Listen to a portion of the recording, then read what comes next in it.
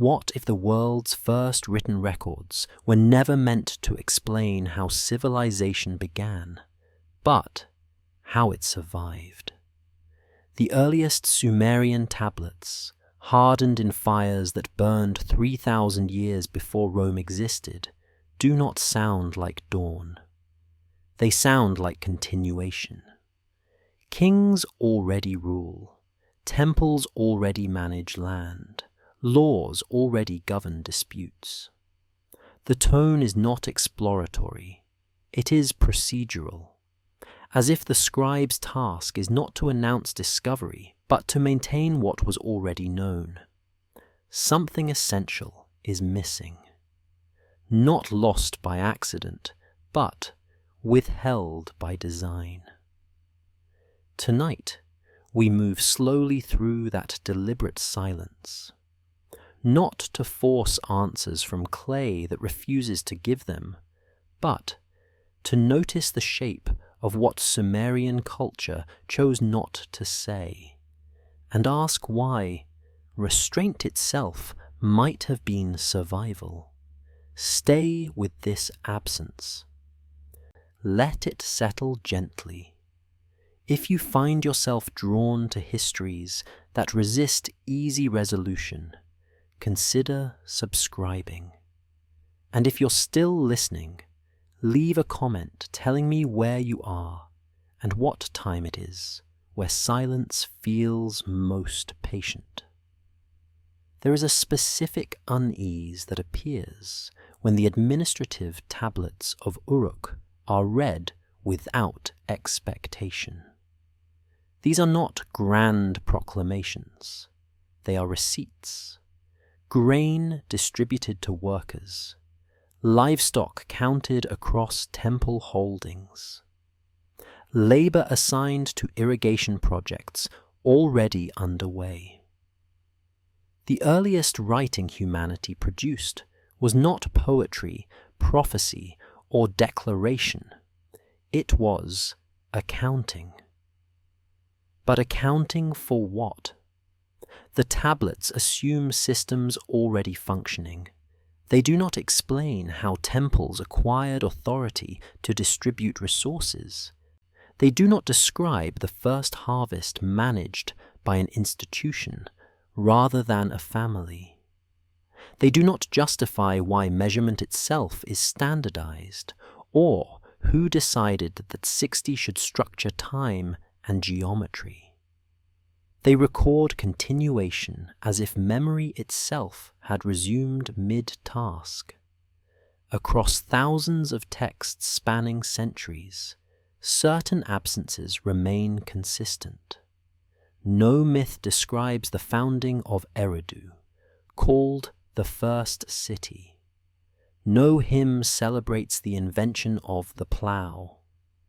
No king list begins with chaos, gradually shaped into order. Instead, the Sumerian king list opens with a single declarative sentence. After the kingship descended from heaven, the kingship was in Eridu. Not established, not earned, not invented, descended. Kingship, in this framing, is not a human achievement.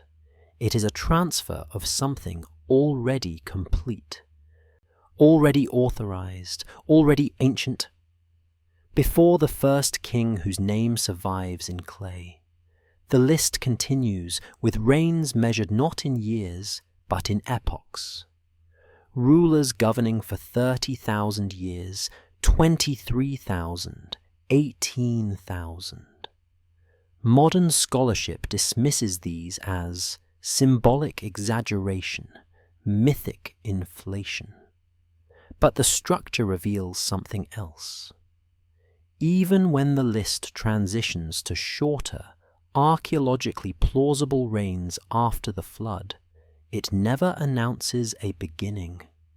It never says, "Here, finally, history starts." The flood does not create civilization. It interrupts it. life resumes afterward under reduced conditions, shorter lifespans, kings who die within human memory, cities rebuilt rather than founded. The tone is not Genesis, it is recovery. Archaeological evidence deepens this impression. Southern Mesopotamia experiences sudden dramatic urbanization around 3200 BC. Cities like Uruk expand rapidly, displaying sophisticated planning, monumental temples, organized labor systems, standardized pottery production. This acceleration appears faster than models of gradual development predict. There are precursors, yes. Earlier settlements exist. But the leap remains striking, as if something compressed centuries of social evolution into decades. Some researchers point to environmental upheaval. The Persian Gulf basin, once dry land, flooded gradually as sea levels rose following the last ice age. Coastal populations may have been displaced, carrying knowledge inland, regrouping under pressure. Oral memory of such catastrophe could echo faintly in flood narratives that appear across Sumerian literature. In this view, the tablets do not describe civilization's birth. They describe its reformation after disruption. Others note the precision embedded in Sumerian knowledge systems. Astronomy follows complex 60-year cycles. Mathematics operates in base 60, with applications still used today. The calendar integrates lunar and solar rhythms with accuracy that suggests long observation. None of this is framed as recent innovation. The knowledge feels inherited. Even the gods reflect this pattern. The Anuna, later called Anunnaki, are not depicted as creators in the mythological sense. They are administrators. They assign cosmic roles, enforce boundaries, transfer divine decrees called me, that structure reality itself. Civilization, in these texts, is not invented by humanity or gods. It is managed, regulated, preserved. Order maintained, not order achieved. This impression is subtle, but persistent across genres. Legal codes assume precedent. Rituals demand exact repetition. Scribal education trains students to copy existing knowledge, not generate new frameworks. Innovation exists, certainly, but quietly, embedded within systems that prioritize stability over exploration. The question is not whether Sumerians were capable of creativity. Clearly, they were. The question is why their records consistently avoid narrating origins, why the earliest tablets speak as if resuming rather than initiating, why silence around beginnings appears so carefully maintained. Perhaps the absence itself is the message. Civilization, in the Sumerian view, may not have been something confidently possessed, but something fragile, something conditional, something that required constant correct action to maintain. Speculating about deep origins might destabilize the alignment that survival depended on. If this is so, then the first written records were never meant to satisfy modern curiosity about firsts. They were meant to preserve what could still be repeated, what could still be controlled, what could still be passed intact to the next generation of scribes tasked with continuation. History, in this light, does not begin. It resumes where memory can still bear weight. To understand why Sumerian civilization reads like a continuation rather than a beginning, we must first examine what the records actually contain, and notice carefully what they do not.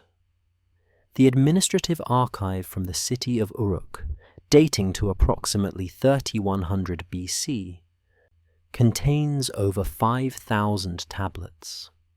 Not one explains why temples control grain distribution. Not one justifies the authority of the Ensi, the priest administrator who governs without election, without conquest narrative, without origin myth.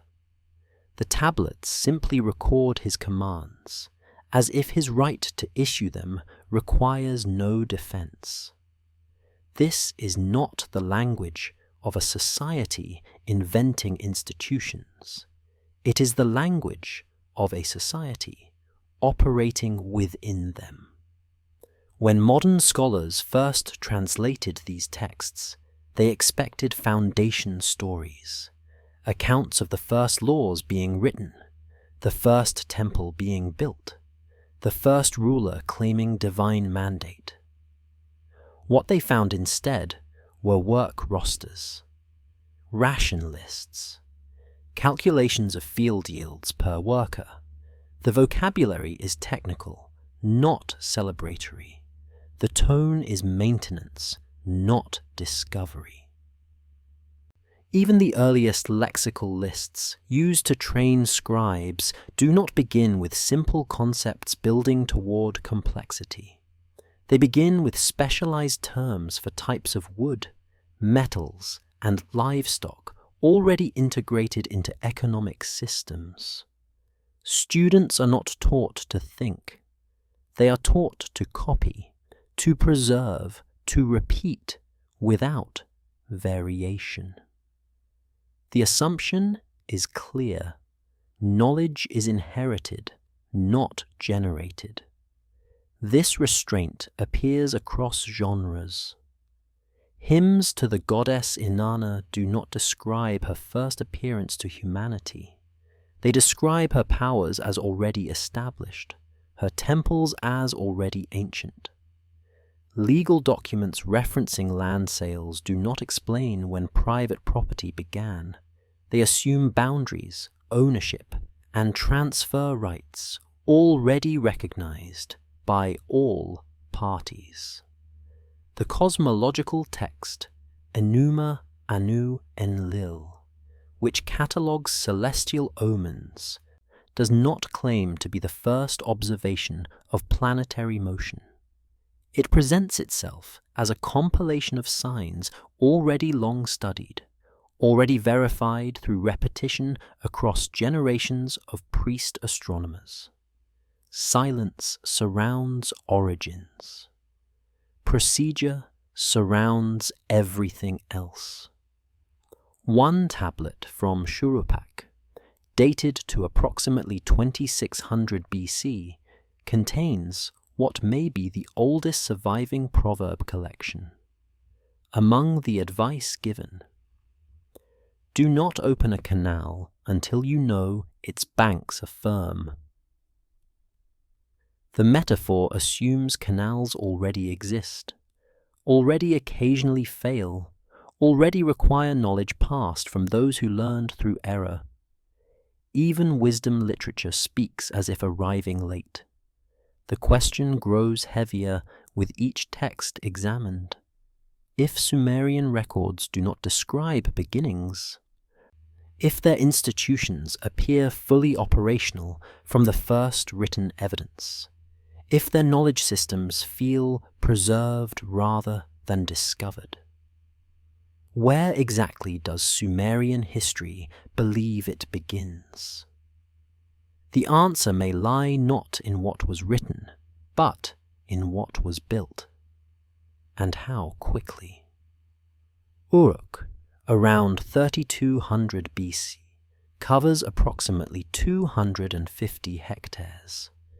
Its temple precinct alone, the Ayana district, displays architectural coordination across multiple monumental structures built within a single generation.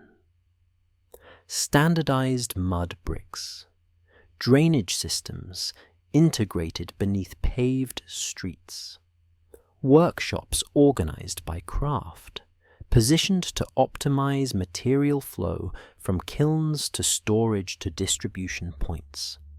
This is not gradual accumulation. This is planning. Yet, no foundation myth exists for Uruk. No story describes the first stake driven into soil, the first wall raised, the first assembly convened to decide governance. The city appears in hymns and king lists, as if it had always stood, its walls already legendary, its temples already ancient to those who maintain them. Archaeology reveals something stranger still. Uruk's population swells from roughly 10,000 to perhaps 50,000 inhabitants within 3 or 4 generations. Supporting that density requires irrigation networks extending kilometers beyond the city, coordinated planting schedules across multiple settlements, and redistribution systems to prevent localized famine. The administrative tablets documenting this coordination do not describe innovation. They describe routine. Consider the Earth 3 period, around 2100 BC. Records from the city of Lagash. Catalogue labor assignments with precision.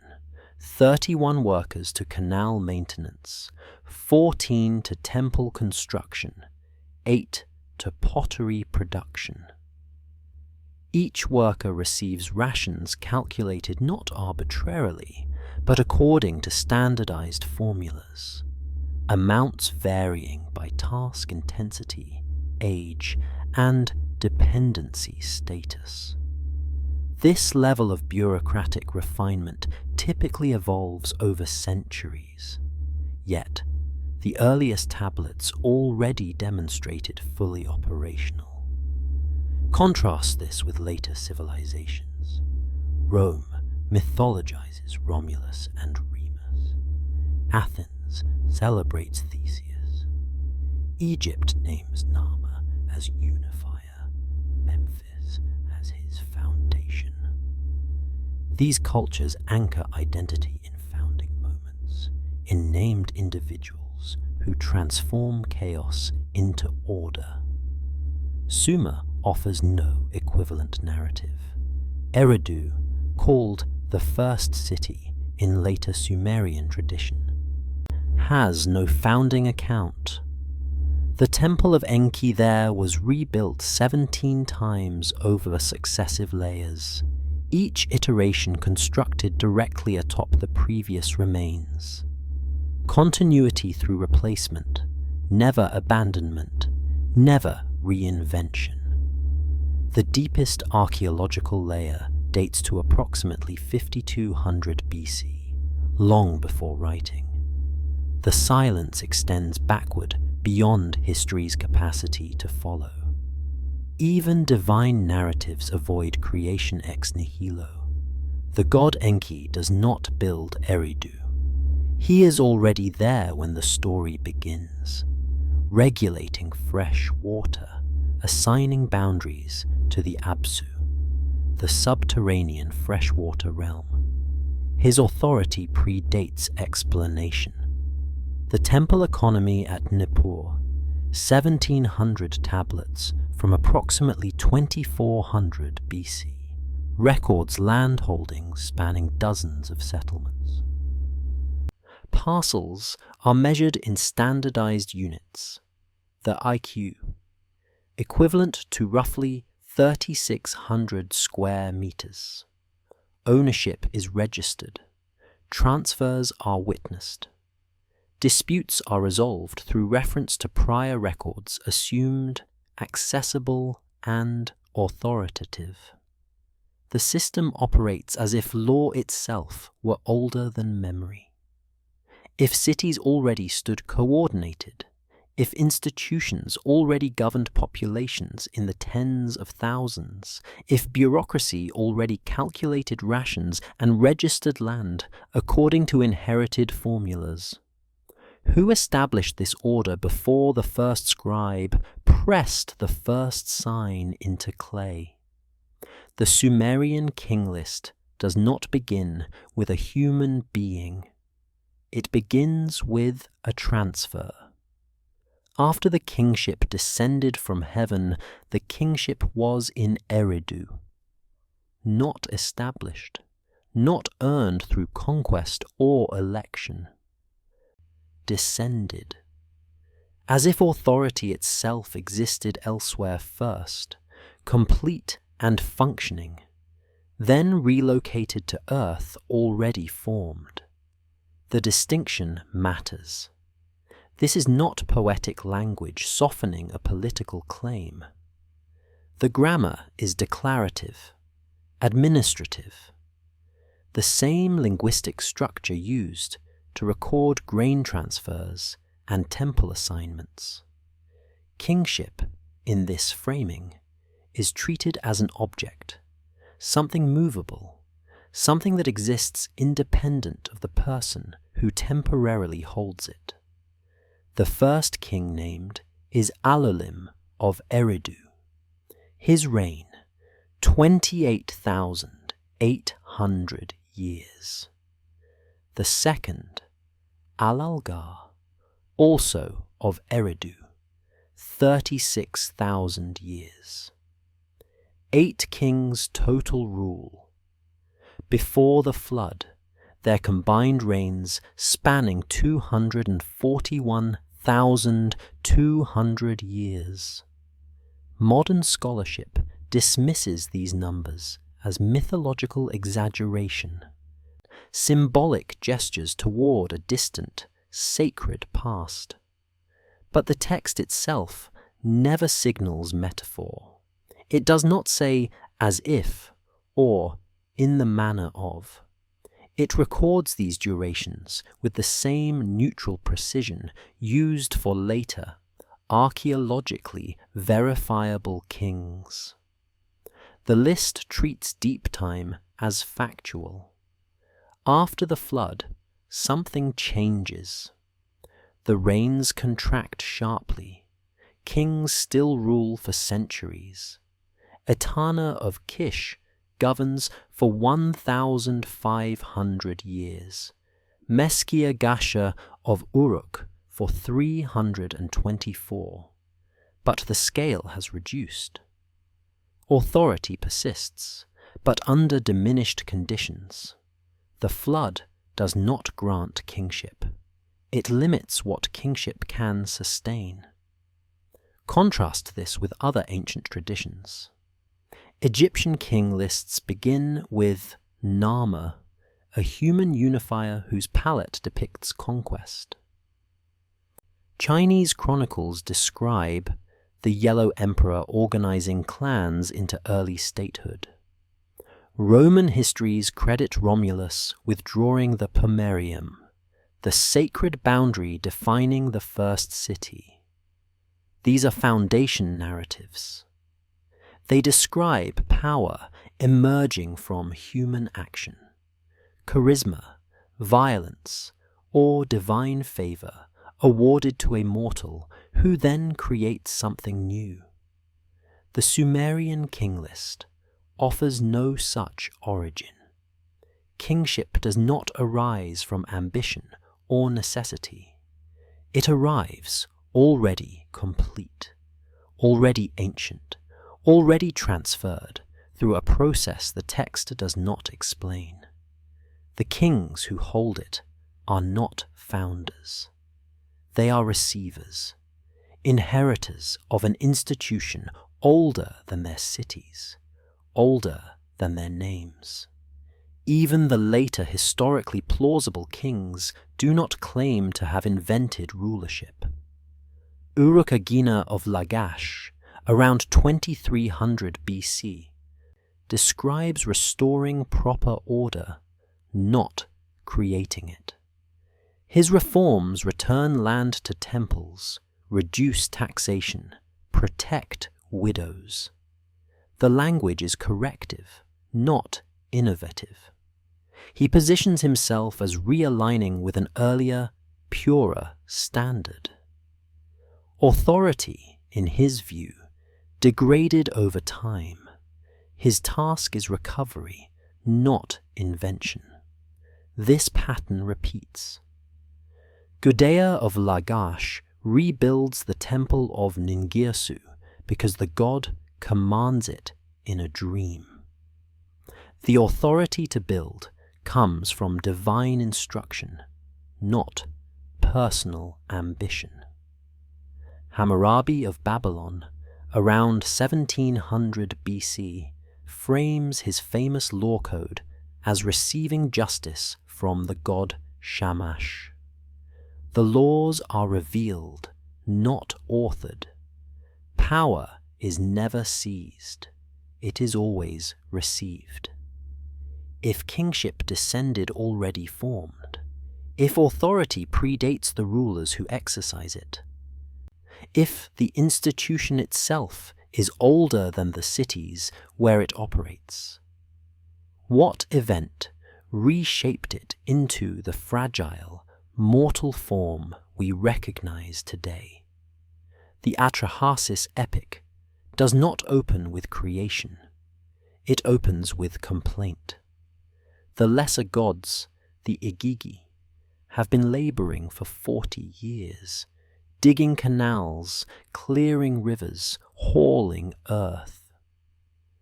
They are exhausted. They rebel, surrounding the house of Enlil, chief of the divine assembly, demanding relief. Humanity is created not as a divine gift, but as a solution to divine labor shortage. This is the context in which the flood later arrives. Cities already exist. Populations already fill the land. Humanity has been reproducing, expanding, making noise that disturbs the gods' rest. The flood is not sent to purify an empty world or restart creation. It is sent to reduce what has grown too numerous, too loud, too unmanageable. The narrative describes survival, not genesis. Atrahasis, called Ziusudra in earlier Sumerian versions, Utnapishtim in Gilgamesh, is warned by the god Enki. He builds a boat. He seals it with bitumen. He brings aboard his family, craftsmen, animals. The flood rises for 7 days. When it recedes, the survivors emerge, not into a blank world awaiting formation, but into a devastated landscape still recognizable as the one they left. The gods immediately impose new restrictions. Human lifespan is shortened. Infant mortality is introduced. Specific classes of women, priestesses, certain temple attendants are made infertile to limit population growth. Divine presence withdraws. The intimacy between gods and humans that existed before the flood does not return. The world after is smaller than the world before.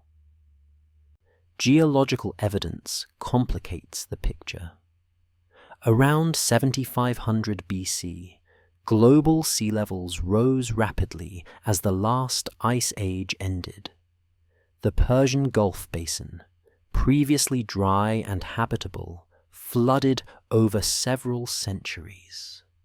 Coastal populations would have been displaced gradually, then catastrophically during storm surges. Sediment cores from the region show distinct flood layers. Archaeological surveys reveal submerged settlements now beneath the Gulf's shallow northern waters. The memory of rising water, lost land, and forced migration would have persisted in oral tradition long before writing could preserve it. But the text does not describe new beginnings in flooded land. It describes survivors carrying forward what they could save. In the Epic of Gilgamesh, Utnapishtim tells the flood story to Gilgamesh as an explanation for why immortality is no longer accessible. He and his wife were granted eternal life as a unique exception, a singular reward never repeated. Gilgamesh, despite his partial divinity, despite his great deeds, cannot obtain what the flood-era survivor was given. The flood marks a boundary. Before it, certain possibilities existed. After it, they are closed. The king list reinforces this division. Reigns before the flood span millennia. Reigns after contract to centuries, then decades. Authority persists, but operates under constraints the earlier kings did not face. Mortality reasserts itself. Fragility becomes normal. This is not a creation myth.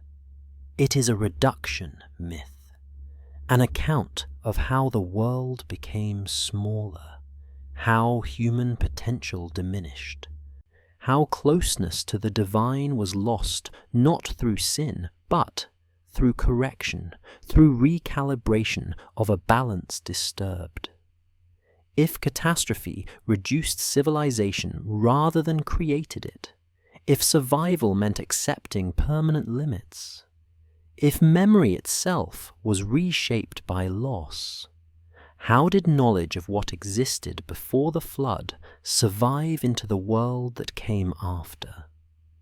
Writing does not arrive in Sumer with fanfare. It appears quietly, pressed into clay tokens used to track grain moving between storehouses. The earliest examples, from approximately 3400 BC, are not sentences. They are quantities. 3 sheep, 7 jars of oil, 12 units of barley owed. There is no myth celebrating this invention. No god claims credit for giving humanity the gift of written language. No king boasts of commissioning the first tablet.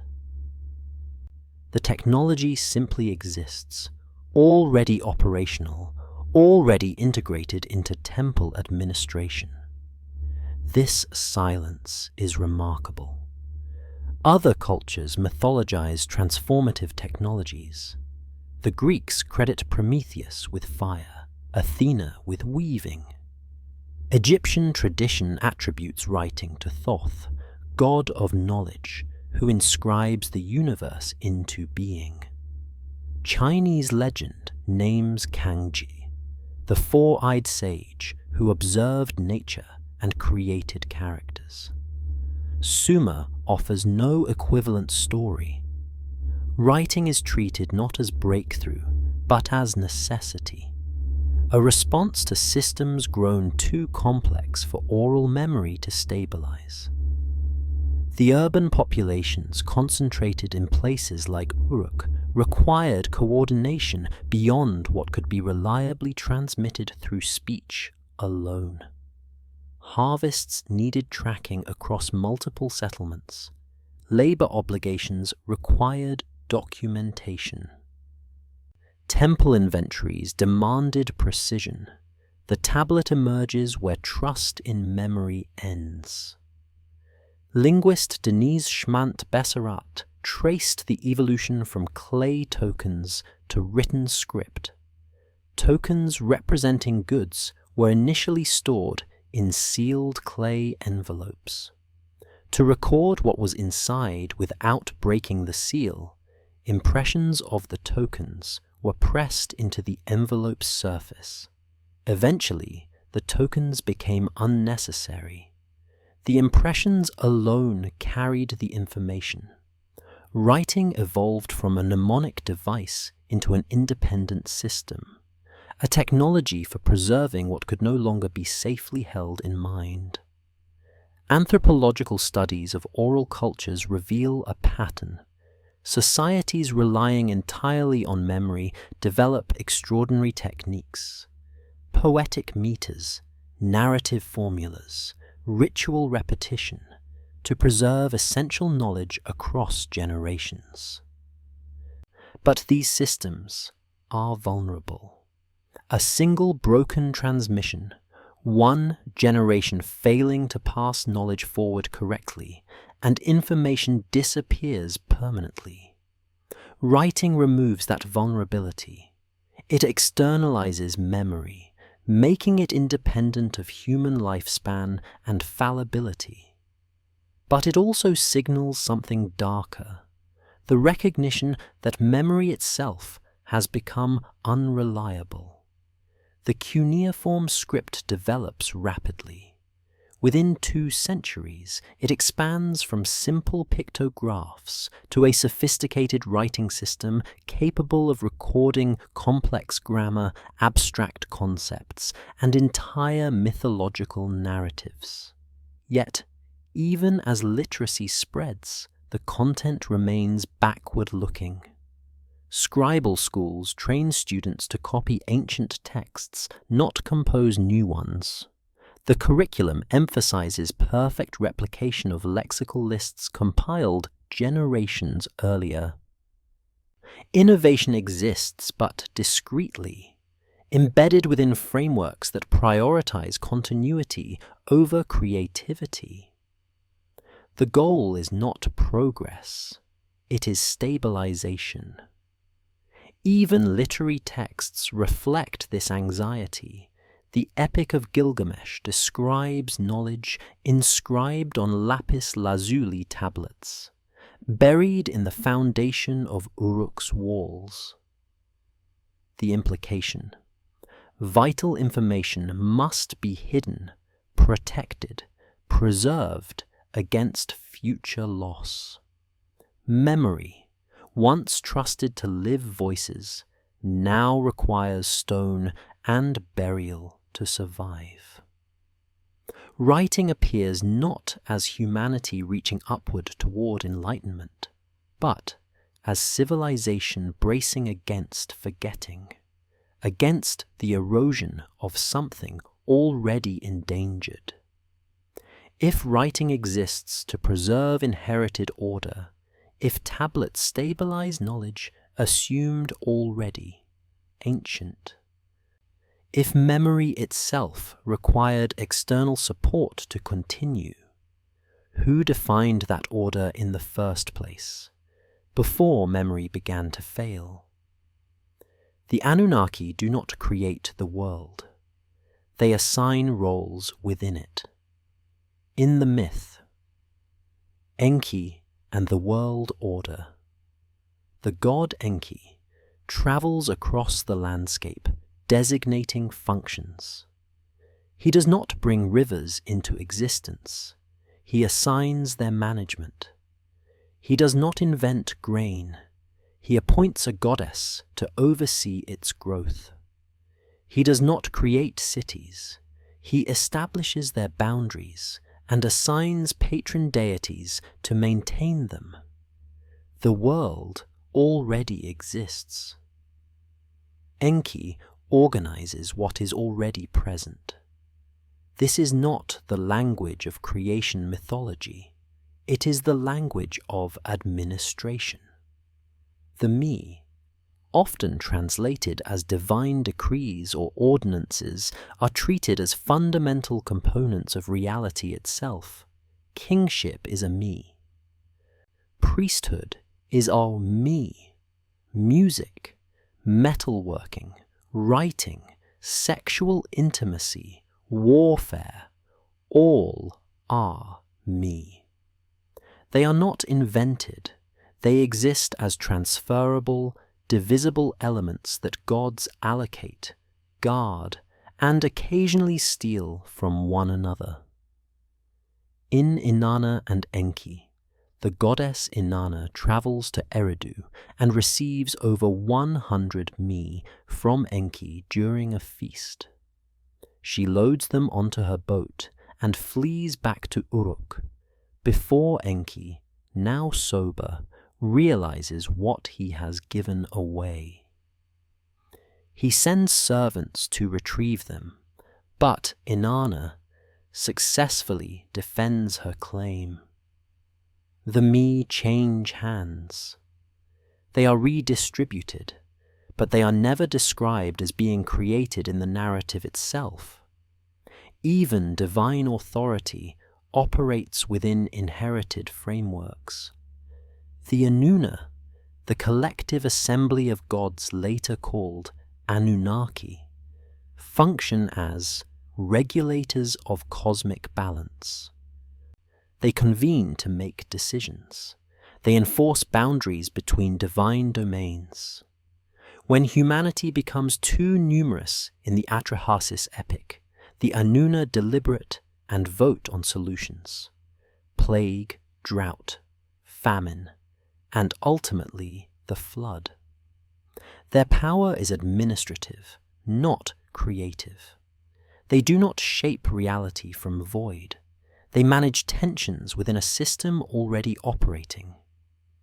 Contrast this with the Genesis account, where God speaks and matter responds, or the Egyptian Memphite theology, where Ptah conceives creation in his heart and brings it forth through speech, or Greek cosmogonies, where chaos births Gaia, who births the Titans, establishing lineage and causality.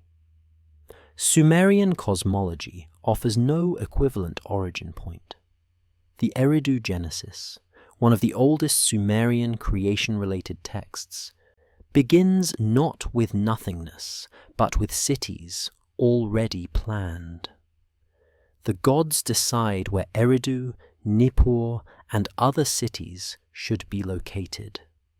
Humanity is created to serve the gods, but the structure requiring that service, temples, irrigation, ritual cycles, already exists conceptually before humans appear to fulfill it. Even the phrase "in the beginning" does not appear in Sumerian theology.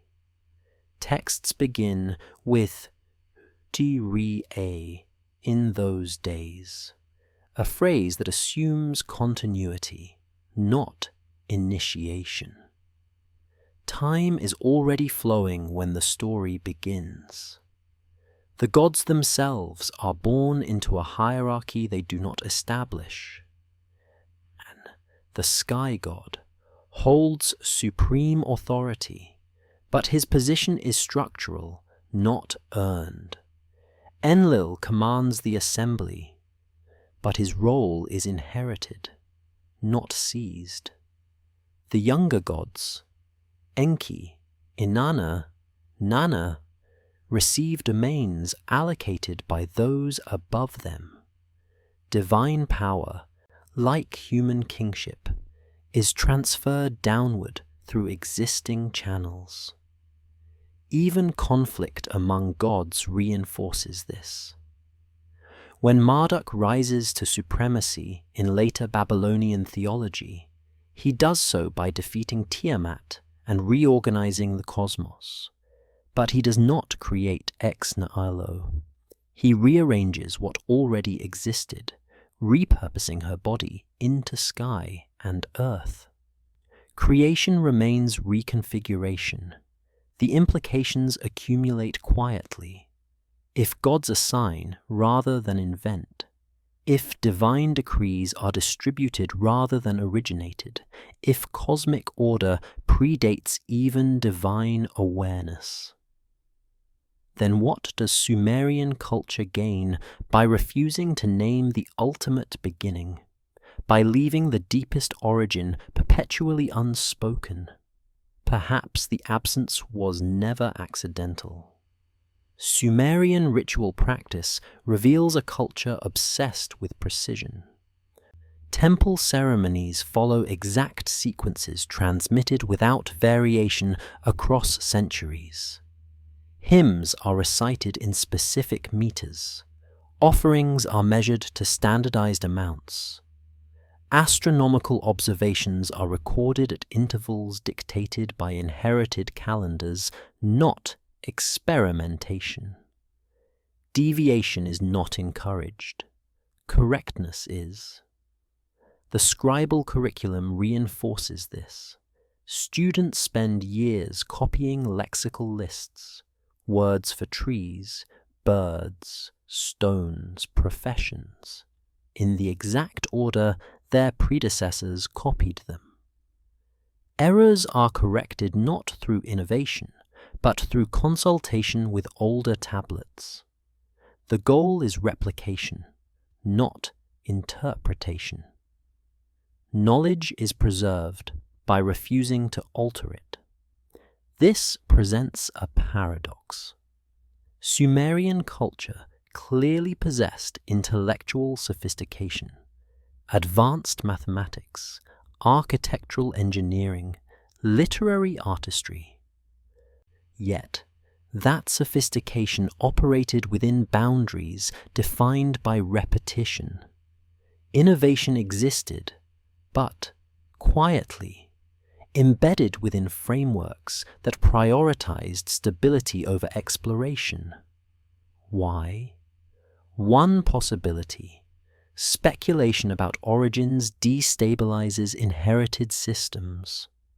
If civilization depends on alignment, ritual performed correctly, measurements calculated precisely, authority transferred through proper channels, then questioning the foundation of that alignment introduces risk. To ask where kingship first came from might undermine the legitimacy of the current king. To narrate how the gods established order might invite reinterpretation of what that order requires. Silence protects continuity. Contrast this with cultures that mythologize beginnings. Rome tells foundation stories to justify territorial expansion. Aeneas fleeing Troy. Romulus marking sacred boundaries. These narratives serve political purposes, anchoring present ambitions in legendary precedent. Egypt narrates divine kingship from the first dynasty, establishing pharaohs as living gods whose authority stretches unbroken to the primordial act of creation. The story of origins legitimizes current power. Mesopotamian city-states, however, faced different pressures. They competed constantly for water rights, trade routes, regional dominance. Alliances shifted. Cities rose and fell. No single political entity dominated long enough to impose a universal origin myth. Perhaps silence was safer than narrative. A beginning left unspoken cannot be weaponized, cannot be rewritten to favor one city over another. But there is another layer. Sumerian texts occasionally reference a time before the flood, before cities, before the shortening of human lifespan. These references are never developed into full narratives. They appear as allusions, brief acknowledgements of distance. The lament for Sumer and Ur, composed after the city of Ur fell around 2000 BC, describes catastrophe not as unprecedented, but as recurring. Cities have fallen before. Order has collapsed before. The gods have withdrawn favor before. Memory, in this view, is cyclical, not progressive. Beginnings are less important than the capacity to endure and rebuild after collapse. If survival depends on maintaining what works, then investigating origins becomes a distraction.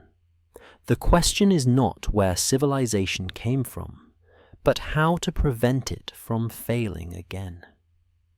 Restraint, in this context, is not ignorance. It is discipline. Cultures that mythologize beginnings often do so to celebrate progress, to frame history as ascent from chaos toward enlightenment. Sumerian culture, shaped by environmental instability, repeated conflict, and the memory of the flood, could not sustain that optimism. Their silence reflects a different relationship with time, one where survival matters more than explanation, where continuity is fragile, where knowledge must be guarded rather than proclaimed. Not all knowledge is meant to be spoken. Some silences preserve what words might endanger. If civilization survives through restraint, through disciplined repetition, through refusal to question inherited order, what happens when that restraint finally fails? Sumerian cities do not endure. They collapse repeatedly. Uruk falls to Ur. Ur falls to foreign invaders. Lagash is destroyed by Umma. Nippur, sacred seat of Enlil, is sacked multiple times across 1,000 years. Each collapse is recorded not as anomaly, but as pattern, evidence that survival is conditional, never guaranteed. The curse of Agade describes the destruction of Akkad after King Naram-Sin desecrates Enlil's temple. The gods withdraw. Barbarians descend. The city starves, crumbles, and vanishes so completely that its physical location remains unknown today. Divine favor, once lost, does not return. The lament for Ur recounts the city's destruction around 2000 BC with liturgical precision. The goddess Ningal pleads with the divine assembly to spare her city. They refuse. She watches as temples burn, children are slaughtered, walls collapse. The text does not frame this as unjust. It frames it as inevitable, the result of alignment broken, balance disturbed. Civilization, in this view, exists on probation. It continues only as long as correct action is maintained. When ritual fails, when kings overstep, when human noise grows too loud, order withdraws. Historical records confirm this fragility. The Ur-3 dynasty, at its height around 2100 BC, controls vast territories, deploys sophisticated bureaucracy, commissions monumental architecture. Within a century, it disintegrates. Cities are abandoned. Trade networks collapse. Written records decline sharply, not because scribes forgot how to write, but because the systems requiring documentation ceased to function. Collapse is not gradual decline. It is sudden cessation. Even continuity, when it resumes, feels tentative. Dynasties rise, claiming to restore past greatness, yet their claims reveal anxiety. Hammurabi calls his laws ancient, though he compiles them newly. Later kings restore temples their predecessors built, embedding foundation deposits describing prior destructions. Memory itself becomes a tool against forgetting, a reminder that what exists now existed before and can be lost again. The Epic of Gilgamesh ends without triumph. Gilgamesh fails to obtain immortality. He returns to Uruk, examines its ancient walls, and accepts that his legacy will be the city itself, maintained, not transcended. His task is not to surpass the past, but to preserve what remains. Civilization is not guaranteed. It is earned daily through repetition, through restraint, through alignment with an order older than human ambition.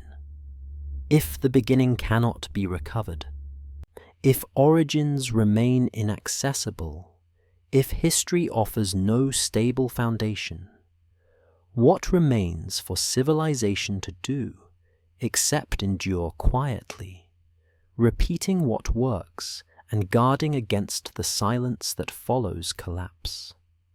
The Sumerian records do not withhold beginnings because they forgot. They withhold them because the beginning belongs to a distance language cannot cross. References to earlier times appear only as echoes, longer lives, closer divine presence, knowledge more complete. These are acknowledged, never narrated. The texts treat the deep past not as mystery requiring solution, but as boundary requiring respect. Memory resumes where survival allows. Before that point, silence. This is not failure, it is recognition. Civilizations that mythologize origins often do so to claim mastery over time, to frame history as human achievement ascending from chaos. Sumerian culture offers no such claim. It positions itself as inheritor, not inventor, tasked not with creation, but with maintenance of what was already given. The tablet preserves, the ritual repeats, the scribe copies without variation. These are not acts of limitation, but of discipline, strategies for enduring within a world understood as fragile, conditional, always one broken alignment away from collapse. The flood reduced what came before. Writing stabilized what remained. Kings received authority they did not create. Gods administered order they did not originate. And the beginning, the true beginning, stays beyond reach, unspoken, protected by the same silence that allowed Sumerian civilization to survive long enough to press its memory into clay. Civilization does not announce itself. It endures quietly, repeating what works, remembering what it can, and leaving the rest unsaid.